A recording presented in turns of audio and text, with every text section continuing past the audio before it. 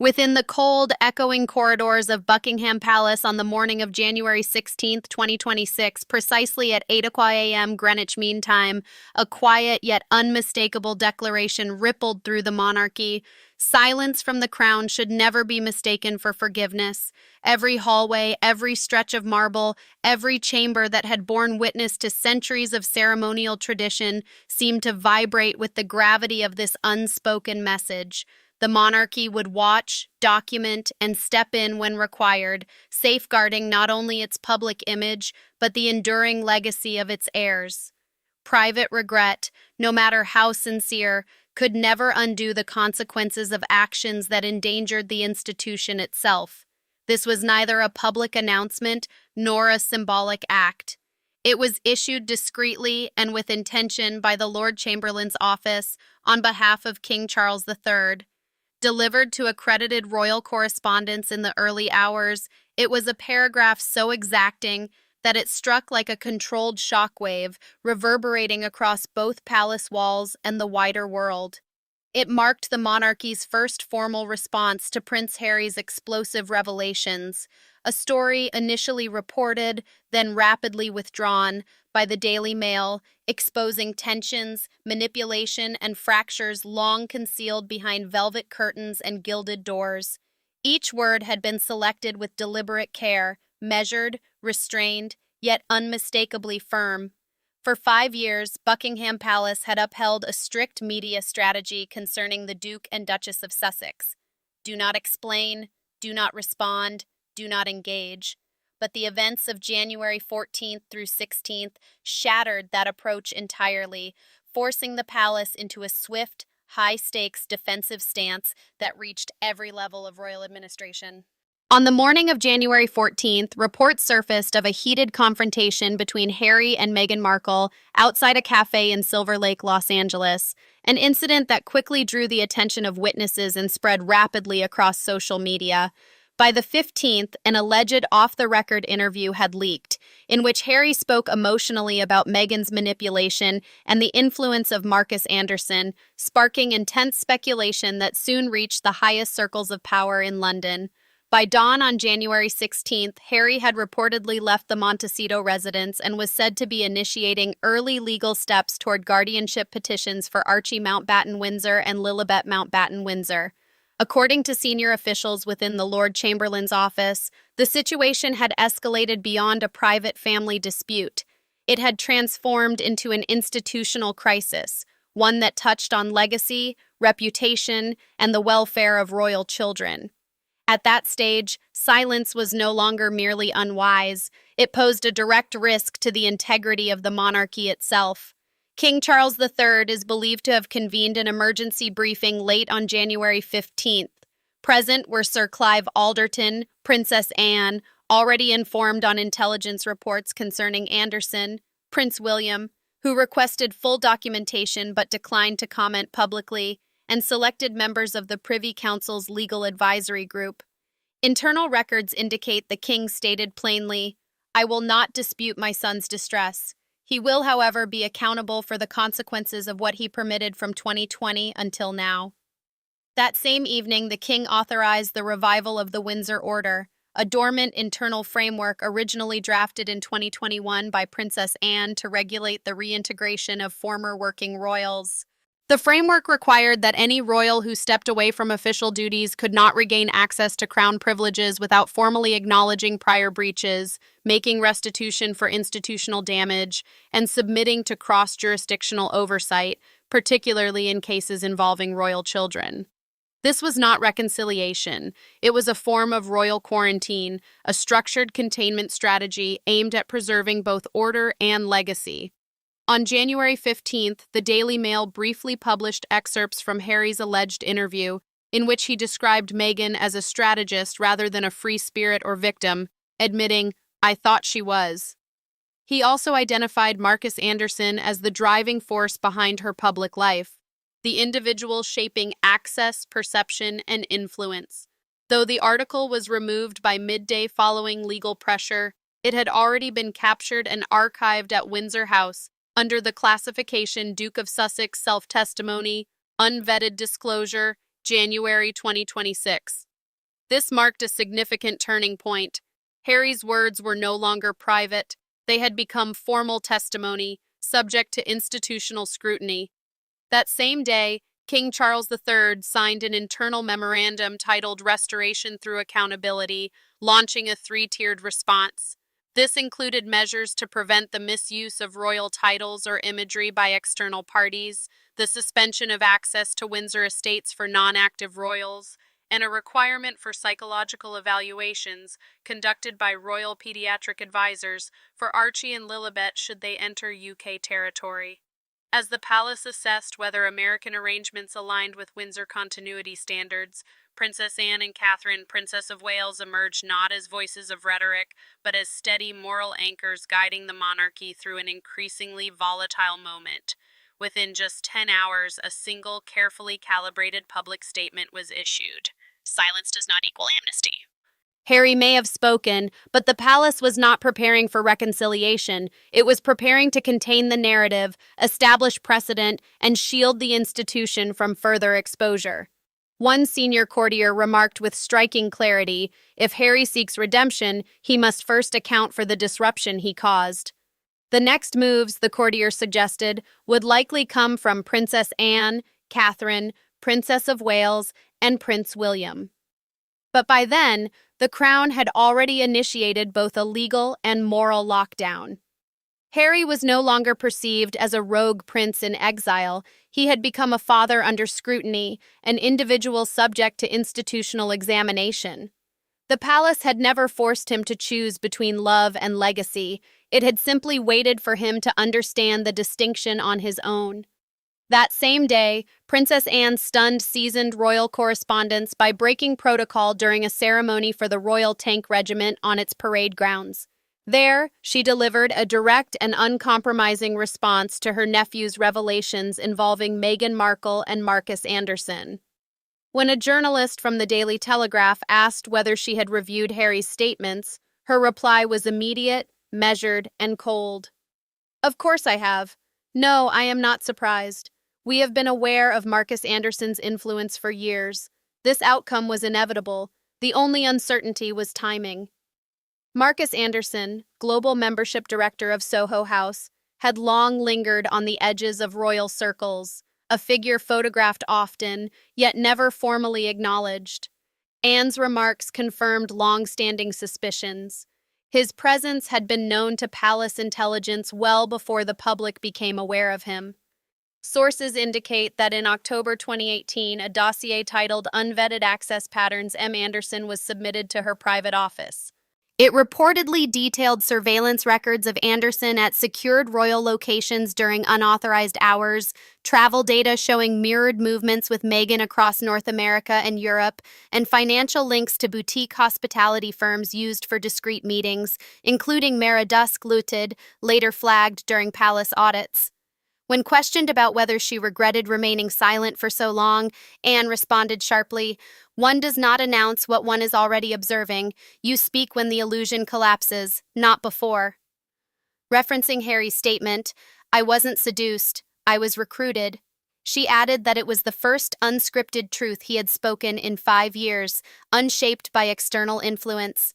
She also pointed to previously dismissed warnings, including those from Sarah Ferguson in late 2025, alerts concerning shadow networks and asset manipulation that had been written off at the time as emotional conjecture. Anne left no room for ambiguity. Patterns must be acknowledged, and institutional memory cannot be disregarded. Palace aides later confirmed that she had personally ordered a comprehensive retrospective review of all access tied to Markus Anderson across royal properties and events between 2016 and 2022, including the widely discussed Babington House footage from 2018. Her concluding remarks were unequivocal. "We are not deciding whether Harry returns. That is not the priority. The priority is ensuring that we do not formalize a mistake by disguising it as reconciliation." In private, she is said to have reminded King Charles III, "Sympathy is personal. The crown is not." The burden of responsibility settled over palace corridors like an invisible, immovable weight. The monarchy does not yield to sentiment, emotion, or familial strain. It does not forgive simply because hearts are heavy. Its existence extends far beyond personal ties, rooted instead in centuries of protocol, oversight, and quiet authority. In that moment, Princess Anne fully embodied the conscience of the monarchy, unyielding, composed, and ever watchful, a figure who never allows surprise to disrupt order. Her firm leadership during the Sandringham summit and the intricate negotiations surrounding the Sussex departure had already cemented her role as a stabilizing force during crises that might have fractured lesser institutions. Now, amid the Markus Anderson revelations, her clarity and command were once again undeniable. Her forceful condemnation of the Anderson network reflected not concern for optics or public approval, but a steadfast commitment to order, structure, and institutional preservation. As one insider at Windsor observed, Anne does not leak, Anne does not brief, and Anne speaks only once, but when she does, her words echo far beyond palace walls. Meanwhile, Prince William had remained publicly silent, offering no statements, no interviews, no engagement with the press, even as Harry's name once again dominated global headlines. The silence maintained by the heirs stood in stark contrast to the sharp decisiveness of Princess Anne. Her words sliced cleanly through layers of protocol and media distortion, a clear signal that the conscience of the monarchy remained alert and unwavering. Meanwhile, within the marble-lined corridors of Kensington Palace, Prince William had already begun making moves of significant consequence, quietly laying the groundwork for his future reign. Though forgiveness toward his brother had not come, William was carefully building safeguards through legal structures, legacy planning, and deliberate silence. In the early hours of January 16th, a sealed red folder labeled Map RV Windsor Class 4 was delivered to his private study. The initials required no explanation. Markus Anderson, now thrust into global notoriety following Harry's disclosures, had become the focal point of an internal security review personally initiated by William. Inside the file was a full transcript alongside enhanced surveillance footage from Babington House dated April 2018, documenting late-night arrivals involving Anderson and Meghan Markle. Accompanying these were internal memoranda detailing Anderson's unverified presence at royal-adjacent engagements between 2016 and 2021. Financial records flagged connections to Mara Dusk Limited, a hospitality shell entity tied to Soho House events, alongside cyber intelligence cross-checked with Harry's own security detail, confirming Anderson's presence at locations previously unknown even to Harry. William reviewed every document in full before issuing a sealed directive to his private secretary.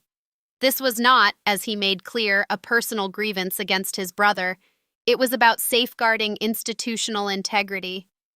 Markus Anderson was no longer an unseen figure operating on the periphery. He had become a liability, a destabilizing factor with the potential to threaten the monarchy's future if left unaddressed. Sources indicate that Catherine, Princess of Wales, played a decisive role in shaping William's response. After examining the transcript of Ella Beam's live stream, she penned a brief but urgent note delivered through her lady-in-waiting. It read, "If we fail to act now, we leave the next generation exposed to her shadow, not his mistake, William." The prince, who until then had avoided referencing Anderson even in private discussions, reportedly paused over her words before responding with quiet determination. "Then we don't protect the brother, we protect the legacy." Royal insiders now confirm that William has initiated 3 significant and confidential measures. First, a team of royal legal advisors has begun drafting a framework known as the Windsor Safeguard Protocol. This instrument is intended to establish co-monitoring jurisdiction over minors of royal descent living abroad without asserting full custody.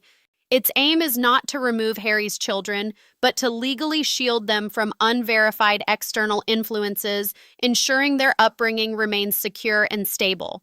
Second, through the Royal Security Liaison Office, Markus Anderson has reportedly been placed under Level 3 surveillance. This restricts his access to any royal residence or event without formal diplomatic clearance, while ongoing monitoring tracks his travel and communications across the UK and select Commonwealth regions, particularly in matters involving members of the Windsor bloodline. Third, in a gesture that signaled deep trust, William chose not to share the Babington surveillance file with King Charles III, instead forwarding it directly to Catherine, Princess of Wales. The decision underscored her evolving role, not only as future queen consort, but as a guiding moral force within the monarchy. As insiders describe it, William focuses on structural execution, while Catherine provides the ethical lens through which decisions are refined. While the press continues to question when William will break his silence, those closest to him insist he already has, through action rather than words. He is not concerned with displays of outrage, but with protecting the institution for generations to come, ensuring that the circumstances surrounding Prince George of Wales and Princess Charlotte of Wales are never mirrored in the lives of Archie Mountbatten Windsor or Lilibet Mountbatten Windsor decades from now.